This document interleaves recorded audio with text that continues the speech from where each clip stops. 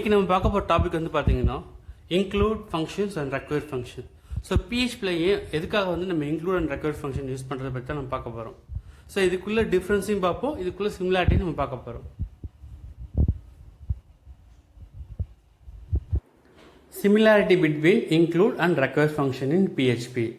So include ஃபங்க்ஷனுக்கும் require ஃபங்க்ஷனுக்கும் உள்ள சிமிலாரிட்டி பற்றி நம்ம பார்க்க போகிறோம். ஸோ இன்க்ளூட் ஃபங்க்ஷனும் ரெக்வயர் ஃபங்க்ஷனும் ரெண்டு ஃபங்க்ஷனுமே வந்து பார்த்திங்கன்னா ஒரு பிஹெச்பி ஃபைலில் இருக்கிற டேட்டாவை இன்னொரு பிஹெச்பி ஃபைலில் அப்ளை பண்ணுற பர்பஸ்க்காக தான், அதாவது இன்க்ளூட் பண்ணுற பர்பஸ்க்காக தான் நம்ம இன்க்ளூட் ஃபங்க்ஷனும் ரெக்வயர் ஃபங்க்ஷனும் யூஸ் பண்ணுறோம். ஓகேவா? ஸோ எப்படி வந்து யூஸ் பண்ணுறது பார்க்க போகிறோம். ஃபார் எக்ஸாம்பிள் வந்து பார்த்திங்கன்னா எப்படி வந்து ஒரு பிஹெச்பி ஃபைலில் வந்து இன்னொரு பிஹெச்பி ஃபைலில் இன்க்ளூட் பண்ண போகிறோம். ஸோ இன்க்ளூட் கீவேர்ட், ஓகேவா? இன்க்ளூட்ன்றது இன்க்ளூட் யூஸ் பண்ணிவிட்டு டபுள் கோட்ஸ்குள்ளே ஃபைல் நேம் டாட் பிஹெச்பின்னு போடலாம். அப்படி இல்லைன்னா இன்க்ளூடு ப்ராக்கெட்டில் டபுள் கோட்ஸில் ஃபைல் நேம் டாட் பிஹெச்பின்னு போடலாம். அதே மாதிரி ரெக்வயர் ஃபங்க்ஷனுக்கு ரெக்வயர் ப்ராக்கெட்குள்ளே டபுள் கோட்ஸில் ஃபைல் நேம் டாட் பிஹெச்பின்னு போடணும். ப்ராக்கெட் இல்லாமையும் நீங்கள் யூஸ் பண்ணலாம். ரெக்வயர் டபுள் கோட்ஸில் file name dot PHP, bracket இல்லாமையும் நீங்கள் யூஸ் பண்ணிக்கலாம். ஓகேவா? ஸோ இதுக்கான எக்ஸாம்பிள் நம்ம டீட்டெயிலாக பார்க்கலாம். இப்போ வந்து பார்த்தீங்கன்னா நம்ம இன்க்ளூடுக்கும் ரெக்வயருக்கும் ஒரு சின்ன ஒரு எக்ஸாம்பிள் பார்ப்போம். ஸோ நான் என்ன பண்ண போகிறேன்னா இண்டெக்ஸ் டாட் பிஹெச்பின்னு ஒரு பேஜை நான் க்ரியேட் பண்ணிட்டு அதுக்குள்ளே என்ன பண்ணுறேன், HTML டேக் ஓப்பன் பண்ணி க்ளோஸ் பண்ணிக்கிறேன். ஸோ HTML டேக்குள்ளே ஹெட் டேக் ஓப்பன் பண்ணி க்ளோஸ் பண்ணிக்கிறேன். அதுக்கப்புறம் பாடி டேக் ஓப்பன் பண்ணி க்ளோஸ் பண்ணிக்கிறேன்.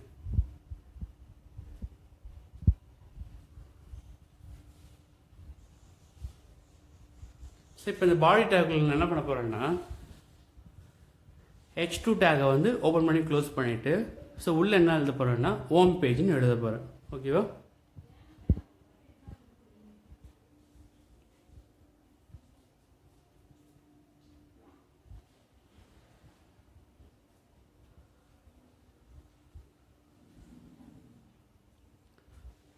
ஜஸ்ட் இப்போ நான் வந்து ஓகேவா? ஸோ அதுக்கு மேலே என்ன பண்ண போகிறேன்னா நான் மெனுஸ் கொடுக்க போகிறேன். மெனுஸ் வந்து பார்த்தீங்கன்னா நேவிகேஷன் டேக் யூஸ் பண்ண போகிறேன். ஸோ NAV டேகை ஓப்பன் பண்ணி க்ளோஸ் பண்ணிக்கிறேன். அதுக்குள்ளே A take, so A take use பண்ணுறேன்.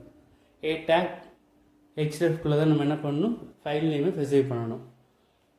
A டேக் ஓப்பன் பண்ணி க்ளோஸ் பண்ணிட்டேன். ஓகேவா?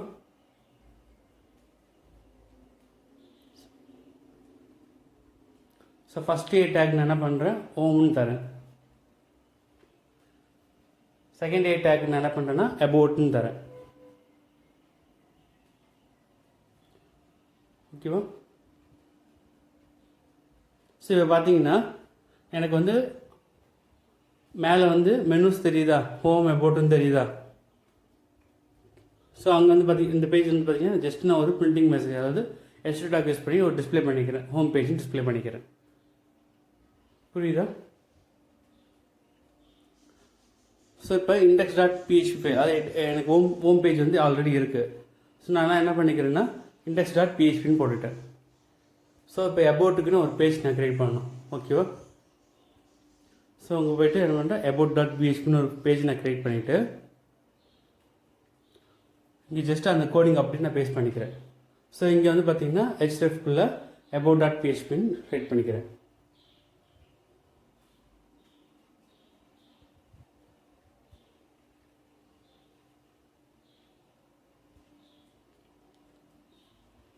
அதே இங்கேயும் நான் போட்டுக்கிறேன். ஸோ இங்கே ஹோமுக்கு பதிலாக நான் அபவுட்னு ரீநேம் பண்ணிக்கிறேன். ஸோ இப்போது இண்டெக்ஸை கிளிக், அதாவது ஹோமை கிளிக் பண்ணால் ஹோம் பேஜ் வரும், அபவுட்டை கிளிக் பண்ணால் அபவுட் பேஜ் வரும். மாறுது உங்களுக்கு சேஞ்ச் செய்யுது. ஸோ இப்போ நான் ஒவ்வொரு பேஜும் எழுதும் போது அந்த நேவிகேஷன் வந்து எல்லா பேஜுக்கும் நான் வந்து திரும்ப எழுதிக்கிட்டே இருக்கணும். அப்படி வந்து ஓகேவா? இது எனக்கு டைம் வேஸ்ட் ஆகும். அது மட்டும் இல்லாமல் நான் வந்து ஏதாவது கஸ்டமர் ஏதாவது சேஞ்ச் சொன்னாங்கன்னா நான் ஒவ்வொரு பேஜில் இருக்க நேவிகேஷன்லையும் போய்ட்டு மெனு ஆட் பண்ணணும், ரிமூவ் பண்ணணும், இல்லை ஏதோ ஒரு மாடிஃபிகேஷன் பண்ணணும். ஸோ எனக்கு டைம் வேஸ்ட்டு தான். ஓகேவா? ஸோ இதை அவாய்ட் பண்ணுறதுக்காக நான் என்ன பண்ணுறேன்னா இந்த நேவிகேஷன் அதாவது இந்த மெனுவை மட்டும் தூக்கிட்டு அந்த கோடை கட் பண்ணிவிட்டு ஒரு தனி ஒரு ஃபைல், அதாவது header டாட் பிஹெச்பின்ற ஃபைலில் போயிட்டு நான் ப்ளேஸ் பண்ண போகிறேன்.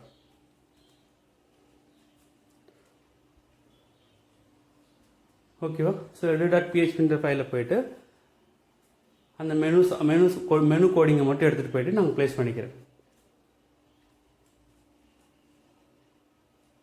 ஸோ இப்போ எந்தெந்த பேஜில் எனக்கு அந்த மெனு வேணுமோ அந்தந்த பேஜில் போயிட்டு நான் இன்க்ளூட் பண்ணிக்கிறேன்.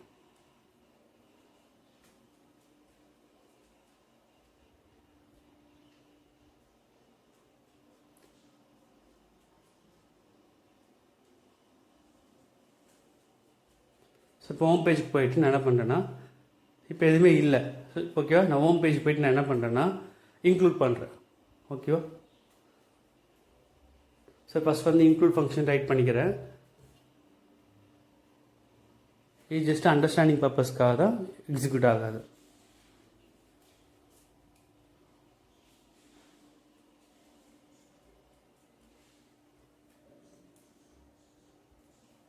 ஸோ இப்போ PHP டேக் ஓப்பன் பண்ணிக்கிறேன். PHP டேக் ஓப்பன் பண்ணிவிட்டு அதை க்ளோஸ் பண்ணிக்கோங்க.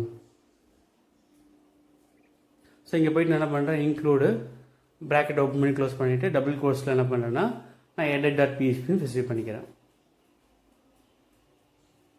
ஸோ இப்போ இந்த பேஜை வந்து நான் ப்ரௌசரில் எக்ஸிக்யூட் பண்ணும்போது எனக்கு ஃபஸ்ட்டு என்ன பண்ணணும், அந்த edit.phpயில் இருக்கிற கோடிங் எடுத்துகிட்டு வந்து இந்த பேஜுக்கு அப்ளை பண்ணும். அப்போ எனக்கு இந்த பேஜில் என்ன ஆகும்னா அந்த மெனு பார் எனக்கு வந்து டிஸ்பிளே ஆகும். ஓகேவா, ஸோ இதே கோடிங் எடுத்துகிட்டு போயிட்டு நான் என்ன பண்ணுறேன், அபவுட் அஸ் பேஜுக்கு நான் அப்ளை பண்ணுறேன். எனக்கு எங்கெங்கெல்லாம் வந்து இந்த மெனுஸ் தேவைப்படுதோ அந்த இடத்துல போயிட்டு நான் இன்க்ளூட்ன்ற ஃபங்க்ஷன் யூஸ் பண்ணி இன்க்ளூட் பண்ணிக்கிறேன். இப்போ பாருங்கள், எனக்கு ஹோம் பேஜில் தெரியுத மெனு, அதே மாதிரி இப்போ அபவுட் பேஜ்னு நமக்கு தெரியணும். ஸோ எனக்கு அபவுட் பேஜில் இந்த மெனு வேணும்னா நான் அங்கே போய்ட்டு என்ன பண்ணிக்கிறேன், இன்க்ளூட் ஃபங்க்ஷன் யூஸ் பண்ணி நான் இன்க்ளூட் பண்ணிக்கிறேன்.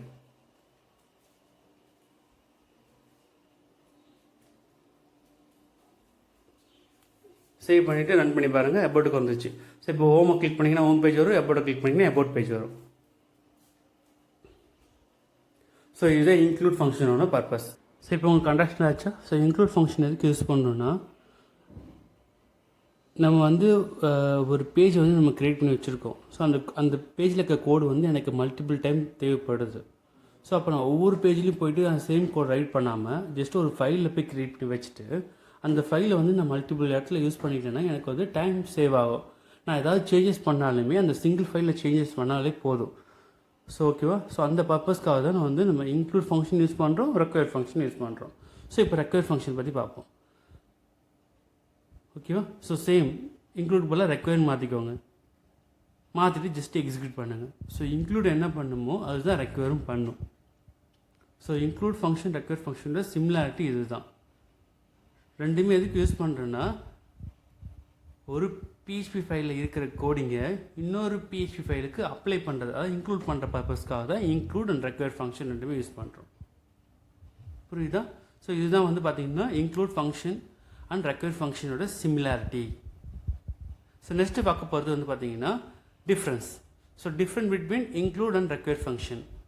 ஸோ இன்க்ளூட் ஃபங்க்ஷனுக்கு ரெக்வயர் ஃபங்க்ஷனுக்கு என்ன டிஃப்ரென்ஸ்.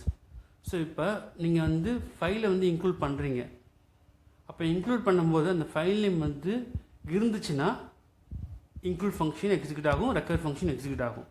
இதுவே அந்த ஃபைலோட லொக்கேஷன் தப்பாக இருக்குது, இல்லை அந்த ஃபைல் நேம் இன்க்ளூட் பண்ணது அந்த நேம் வந்து தப்பாக இருக்குது, இல்லை அந்த ஃபைலுக்குள்ளே ஏதோ சம்திங் எரர் இருந்துச்சுன்னா it will throw error. So include function என்ன பண்ணும், வார்னிங் மெசேஜ் டிஸ்பிளே பண்ணும், ஆனால் ஸ்கிரிப்ட் எக்ஸிக்யூட் ஆகும். அதுவே வந்து பார்த்திங்கன்னா ரெக்வயர் ஃபங்க்ஷன் வந்து வார்னிங் மெசேஜ் ஃபேட்டல் எரர் வந்து டிஸ்பிளே பண்ணும், ஸ்கிரிப்ட் வந்து எக்ஸிக்யூட் ஆகாது. ஸோ இன்க்ளூடுக்கும் ரெக்வயருக்கும் உள்ள டிஃப்ரென்ஸ் வந்து பார்த்திங்கன்னா, இன்க்ளூட் ஃபங்க்ஷன் வந்து ஏதோ ஒரு எரர் இருந்துச்சுன்னா, ஃபைல் நேம் இல்லாமல் இருக்கலாம், இல்லை ஃபைலோட பாத் தப்பாக இருக்கலாம், இல்லை ஃபைலுக்குள்ளே ஏதாவது சம்திங் ஏதாவது ஒரு எரர் இருந்துச்சுன்னா அது என்ன பண்ணுன்னா வார்னிங் மட்டும் டிஸ்பிளே பண்ணும், ஆனால் ஸ்கிரிப்டை வந்து எக்ஸிக்யூட் பண்ணும். இதுவே ரெக்வயர் வந்து பார்த்திங்கன்னா எரர் த்ரோ பண்ணும், வார்னிங் மெசேஜ் டிஸ்பிளே பண்ணும், எரரும் த்ரோ பண்ணும், ஸ்கிரிப்டை வந்து ஸ்டாப் பண்ணிடும். ஸோ இதுதான் வந்து பார்த்திங்கன்னா இன்க்ளூடுக்கும் ரெக்வயருக்கும் உள்ள டிஃப்ரென்ஸ். ஸோ இப்போ நம்ம பார்க்க போகிறது வந்து பார்த்திங்கன்னா இன்க்ளூடுக்கும் ரெக்வயர் ஃபங்க்ஷனுக்கும் உள்ள டிஃப்ரென்ஸ்க்கான எக்ஸாம்பிள் பற்றி தான் நம்ம பார்க்க போகிறோம். ஓகேவா. ஸோ இப்போ நான் ரெக்வயருக்கு பதிலாக இன்க்ளூட் மாற்றிட்டேன். ஸோ header.phpக்கு பதிலாக header1.phpன்னு கொடுத்துட்டேன். ஸோ இப்போ header1.phpன்ற ஃபைல் அங்கே இல்லை. ஓகேவா. ஸோ header1.php ஃபைல் வந்து அங்கே கிடையாது. இப்போ வந்து நான் இதை வந்து ரன் பண்ணுறேன். இப்போ ரன் பண்ணும்போது வந்து பார்த்தீங்கன்னா எனக்கு வார்னிங் மெசேஜ் டிஸ்ப்ளே ஆகுதா, ஆனால் ஸ்கிரிப்ட் வந்து எக்ஸிக்யூட் ஆகுதா. ஸோ இன்க்ளூட் ஃபங்க்ஷனை பொறுத்த வரைக்கும் அந்த ஃபைல் அந்த லொக்கேஷனில் இல்லை, இல்லை அந்த ஃபைல் பார்த்து தப்பு, இல்லை அந்த ஃபைலில் ஏதோ சம்திங் எரர்னா வார்னிங் மெசேஜை டிஸ்ப்ளே பண்ணும், ஸ்கிரிப்டை வந்து எக்ஸிக்யூட் பண்ணும். ஓகேவா?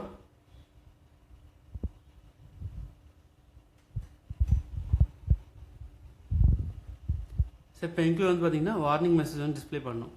வார்னிங் மெசேஜ்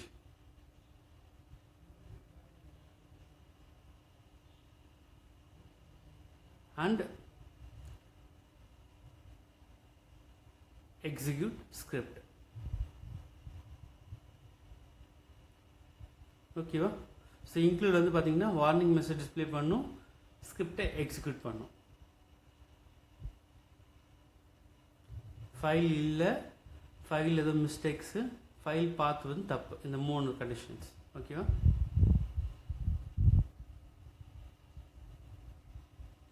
இப்போ நம்ம அடுத்து பார்க்க போகிறது ரெக்வயர். ஸோ ரெக்வயர் வந்து பார்த்தீங்கன்னா ப்ராக்கெட்டில் நான் அதே தான் header1.php டிஸ்பிளே கொடுக்குறேன். ஸோ இப்போ இந்த ஃபைல் வந்து இல்லை, ஆனால் இப்போ நான் வந்து ஸ்கிரிப்ட் வந்து நான் எக்ஸிக்யூட் பண்ண போகிறேன். ஸோ header1.php ஃபைல் வந்து இல்லை. ஓகேவா? இப்போ இந்த ஸ்கிரிப்டை எக்ஸிக்யூட் பண்ணுறேன், உங்களுக்கு பாருங்கள்.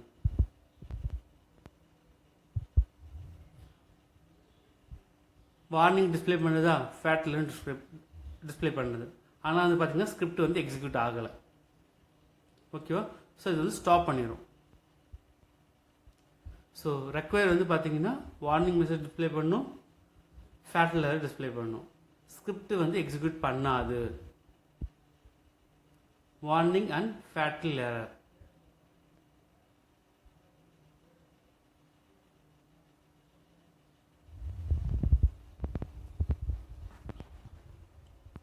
Stop executing script.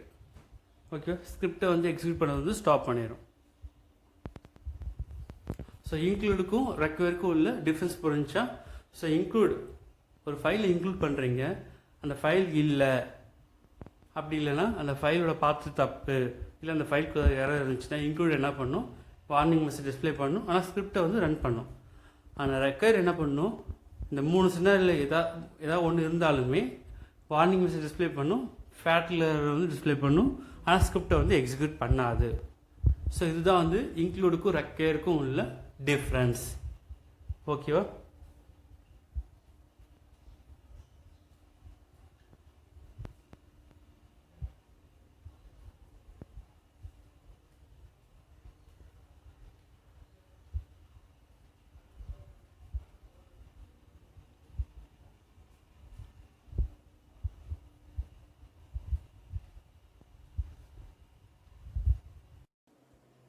So next topic வந்து பார்த்தீங்கன்னா இன்க்ளூடுக்கும் இன்க்ளூட் ஒன்ஸுக்கும் என்ன டிஃப்ரென்ஸை பற்றி நம்ம பார்க்க போகிறோம்.